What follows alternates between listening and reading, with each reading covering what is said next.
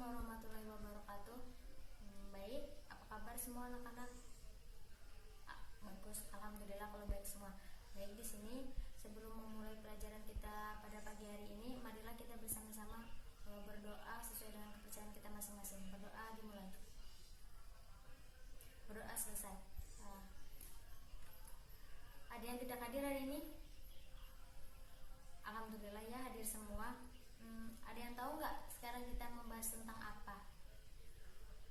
Ya betul, sistem gerak pada manusia. Jadi apa sih manfaat kita mempelajari sistem gerak pada manusia itu? Jadi manfaat kita mempelajari sistem gerak pada manusia itu adalah agar kita tuh tahu bagian-bagian yang ada di dalam tubuh kita, baik yang di dalam maupun yang di luar, bagian penyusun sistem gerak dari tubuh kita sendiri. Terus kita juga bisa berbagi ilmu kepada yang belum tahu. Nanti pada akhir pembelajaran Ibu akan membagikan kertas di mana di situ nanti anak-anak akan menuliskan atau membuat pertanyaan yang kemudian akan saya bagikan ke teman-teman yang lain. Di sini langsung saja, ada yang tahu nggak sistem gerak pada manusia itu apa-apa aja bagiannya? Ya betul, sistem rangka, sistem persendian, dan sistem otot. Nah, di sini pertama kita akan membahas rangka ya, rangka atau tulang. Jadi rangka itu sama saja dengan tulang. Ada yang tahu nggak sistem tulang atau rangka itu apa? Ya, termasuk sistem gerak pasif. Karena apa? Di situ tulang tidak dapat bekerja tanpa adanya bantuan atau tanpa adanya rangsangan dari otak. Jadi tulang itu harus ada bantuan atau rangsangan dari otak yang membantunya bergerak. Nah, di sini ada yang tahu nggak tulang itu terbentuk dari apa? Tulang itu terbentuk dari kalsium yang berbentuk garam yang melekat erat pada kolagen, yang dibantu oleh kolagen. Terus biasanya di sini apabila ada gangguan sejak lahir kayak kekurangan nutrisi, gizi atau yang lainnya, itu biasanya tulang akan dihubungkan oleh persendian. Di sini ada yang bisa menyebutkan nggak fungsi rangka atau tulang itu bagi manusia apa aja? Bagi tubuh manusia ada yang tahu? Ya, salah satunya sebagai penegak tubuh, pembentuk tubuh, terus sebagai pembentukan sel darah merah, dan sebagai tempat melekatnya otot. Nah, rangka atau tulang itu dibagi menjadi 3 bagian. Yang pertama adalah bagian tengkorak. Bagian tengkorak itu tersusun atas tulang pipi, yang dimana di situ tempat terjadinya pembentukan sel darah merah atau sel darah putih. Nah, bagian tengkorak itu adalah bagian kepala. Jadi bisa dilihat ini. Pada bagian tengkorak itu ada tulang dada, ada tulang kepala, ada tulang. Jadi ini adalah bagian tulang tengkorak, di mana di situ ada tulang dahi, ada tulang beji, tulang air mata, tulang hidung, tulang rahang atas dan rahang bawah, tulang tengkorak, dan tulang ubun-ubun. Nah, di situ adalah bagian-bagian dari bagian tulang tengkorak. Nah, kemudian ada bagian tulang. Kemudian yang kedua ada bagian badan. Bagian badan itu tersusun atas 5 bagian. Yang pertama adalah tulang rusuk, ruas tulang belakang, tulang bahu, tulang pinggul. Nah, di sini ada gambar-gambarnya ya. Di situ ada ruas tulang leher, 12 tulang rusuk. Nah, bisa dilihat di sini.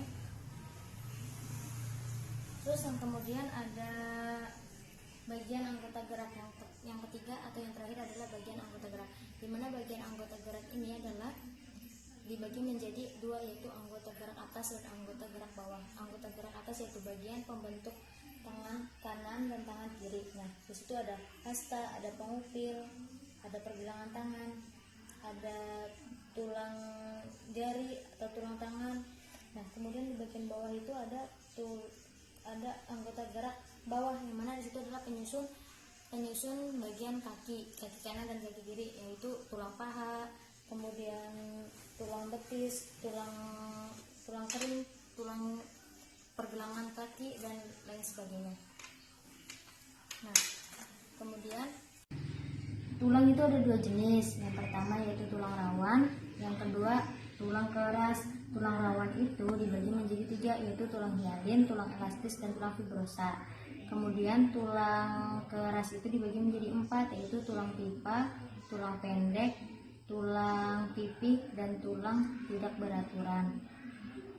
Ini bisa dilihat ya.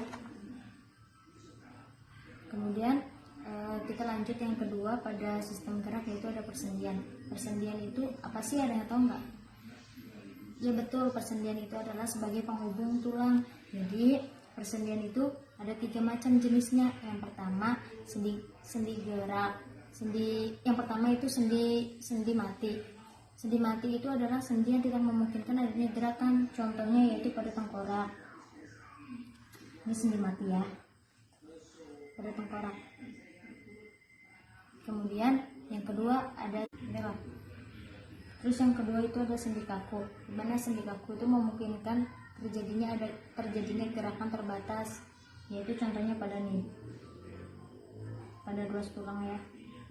Nah, kemudian yang terakhir itu ada sendi gerak.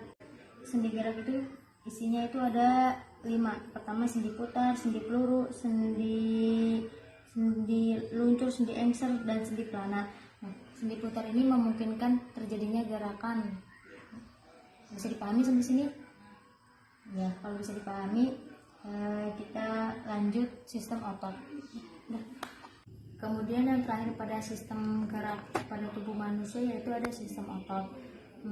Sistem otot itu apa? Ada yang bisa menyebutkan? Ya, sistem otot itu adalah sebuah gerak aktif, di mana tadi berlawanan ya dengan tulang. Kalau tulang kan gerak pasif, sedangkan kalau otot itu gerak pasif. Jadi mereka tuh saling berhubungan. Ketika tulang bergerak itu harus ada rangsangan dari otot, karena otot itu berperan sebagai gerak aktif. Nah, otot itu dibagi menjadi berapa? Ada yang bisa menyebutkan? Ya, otot polos, terus apalagi? Otot lurik dan otot jantung. Pertama kita akan membahas tentang otot polos. Otot polos itu apa sih? Bentuknya seperti apa? Ada yang tahu? Nah, bisa dilihat ya di gambar. Otot polos itu adalah otot yang berbentuk seperti gelendong dengan ujungnya yang runcing. Otot polos ini memiliki inti hanya satu, kemudian bekerja secara tidak sadar dan lambat merespon. Warnanya itu polos. Kemudian ada otot lurik. Otot lurik itu adalah otot yang melekat pada rangka. Kenapa sih disebut otot lurik? Ada yang tahu? Jadi, kenapa disebut otot lurik? Karena pada saat dilihat dari mikroskop, dia itu warnanya gelap, bergaris gelap. Nah, dia itu bekerja secara sadar. Jadi dia itu cepat merespon. Warnanya itu lurik. Nah, kemudian yang terakhir itu ada otot jantung. Otot jantung itu berada di dinding jantung, di mana otot jantung ini bekerja secara tidak sadar dan lambat respon. Karena bentuknya itu seperti anyaman. Dia itu bentuknya bentuknya itu silindris bercabang, maaf ya. Jadi pada otot lurik itu, kemudian otot itu bekerja secara kontraksi dan relaksasi. Ada yang pernah dengar nggak kontraksi dan relaksasi itu apa? Ada yang bisa menjelaskan? Jadi relaksasi, otot itu bekerja secara berkontraksi atau relaksasi. Ketika otot itu berkontraksi, otot akan memendek. Kenapa memendek? Karena adanya kontraksi. Otot itu kan memendek, kemudian dia itu menjadi kaku dan keras. Pada saat berkontraksi itu dia akan menarik otot. Nah, bagaimana cara mengembalikannya? Cara mengembalikannya itu disebut dengan gerak relaksasi. Gerak relaksasi itu adalah dimana butuhnya rangsangan atau bantuan dari otot lain untuk mengembalikan ke awal semula. Terus di sini kerja otot itu sifatnya ada yang sinergis dan antagonis. Nah, sinergis itu dimana dia itu memiliki gerak yang selaras dengan 2 otot atau lebih. Contohnya pada panggul atau pada kepala atau pada tengkorak. Nah, kemudian yang kedua ada secara antagonis. Secara antagonis ada yang tahu nggak? Pasti sering dengar kan kata-kata antagonis.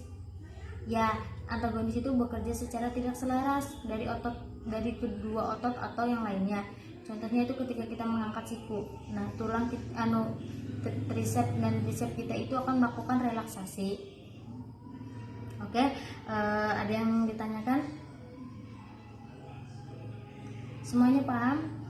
Kalau semuanya paham, Ibu akan membagikan kertas dan kalian akan menulis pertanyaan yang kemudian akan Ibu bagikan ke Ibu. Pada otot lurik itu bentuknya itu memanjang silindris, sedangkan pada otot jantung bentuknya itu bercabang silindris, tapi sama-sama berbentuk silindris.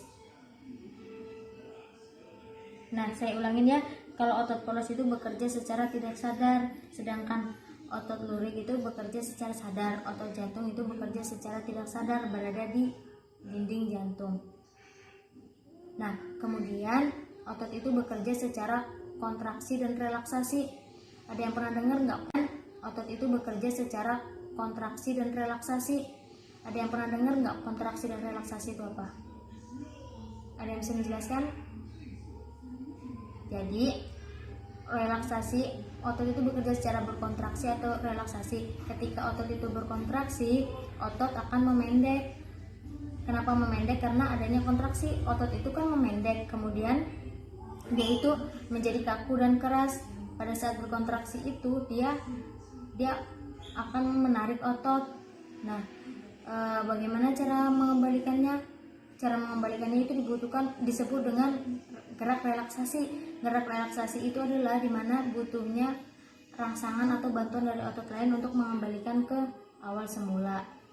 Terus di sini kerja otot itu sifatnya ada yang sinergis dan antagonis. Nah, sinergis itu dimana dia itu memiliki gerak yang selaras dengan dua otot atau lebih. Contohnya pada panggul atau pada kepala atau pada tengkorak. Nah, kemudian yang kedua ada secara antagonis. Secara antagonis ada yang tahu nggak? Pasti sering dengar kan kata-kata antagonis. Ya, antagonis itu bekerja secara tidak selaras dari kedua otot atau yang lainnya.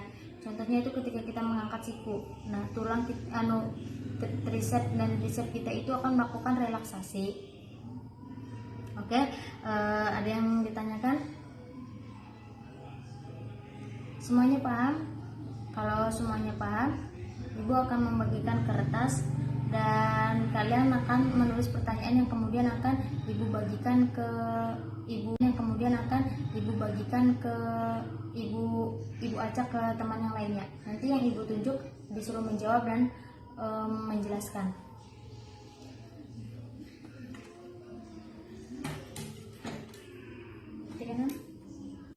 Oke, Ulfa dapat pertanyaan apa?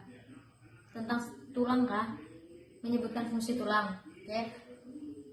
Ya, jadi Ibu memperjelasnya di sini fungsi tulang itu adalah sebagai penegak badan, sebagai penegak tubuh, pembentuk tubuh, dan sebagai pembentukan sel darah merah serta tempat merekatnya otot. Bisa dipahami semuanya? Karena waktu kita sebentar lagi selesai ya, sebentar lagi istirahat. Kalau tidak ada yang ditanyakan, kita cukupkan sampai di sini. Jadi tugas kalian adalah mempelajari bab yang akan kita bahas di minggu depan. Nanti Ibu akan tanya materinya apa ya. Cukup sekian ya. Assalamualaikum warahmatullahi wabarakatuh.